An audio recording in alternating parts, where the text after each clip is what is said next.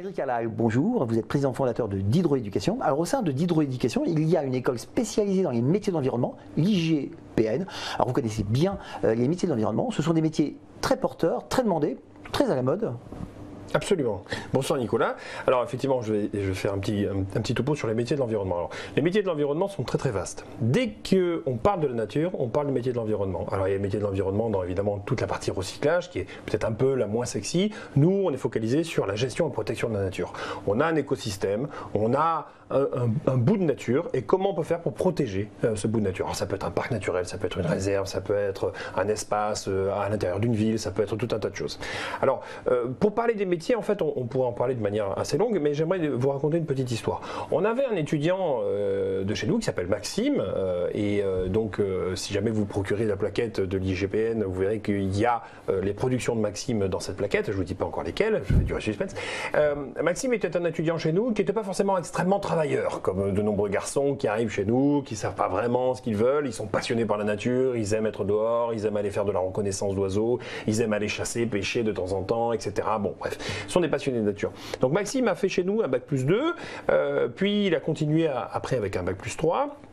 En fait, Maxime, il était passionné par l'observation des oiseaux, par l'observation des reptiles, par l'observation des animaux de manière générale.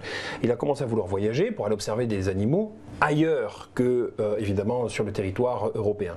Il est parti en Amérique du Sud, notamment, et puis petit à petit, il a eu envie de ramener des choses d'Amérique du Sud, mais comme c'est un protecteur de la nature, il a ramené des images. Donc il a pris des photos de la nature. Et donc petit à petit, il s'est spécialisé dans la photo de la nature.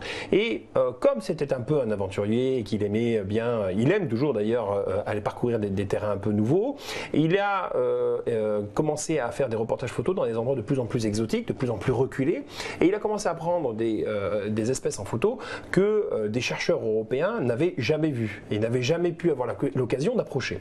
Donc il est revenu avec ce matériau photographique en France, il s'est fait remarquer, puis il s'est fait subventionner par une grande marque d'appareils photo qui maintenant lui offre les objectifs, l'appareil, etc.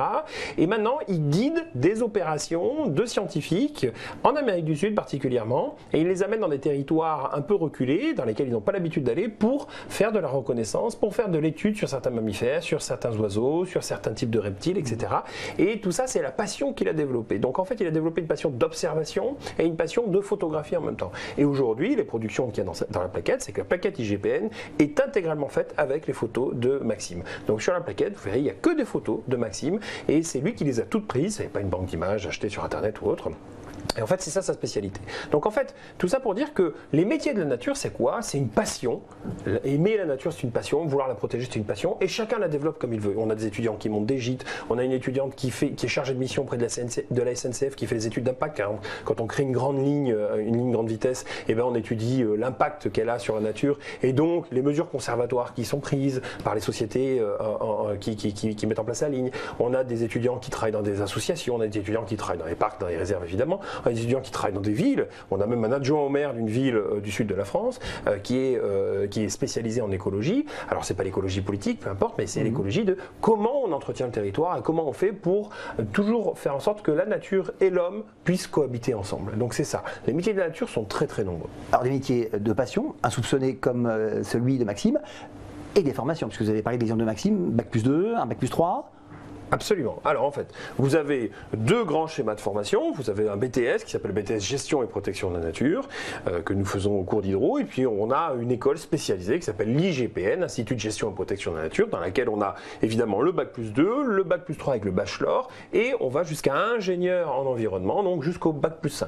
Et les étudiants acquièrent de plus en plus de connaissances, de plus en plus de spécificités dans les deux grands domaines que sont l'expertise naturaliste et l'animation nature. Donc les étudiants chez nous, au fur et à mesure de leur progression, peuvent augmenter leurs connaissances, augmenter leur nombre de stages et évidemment espérer des jobs avec un peu plus de responsabilité, parce que plus on fait d'études, plus on a de responsabilité, évidemment.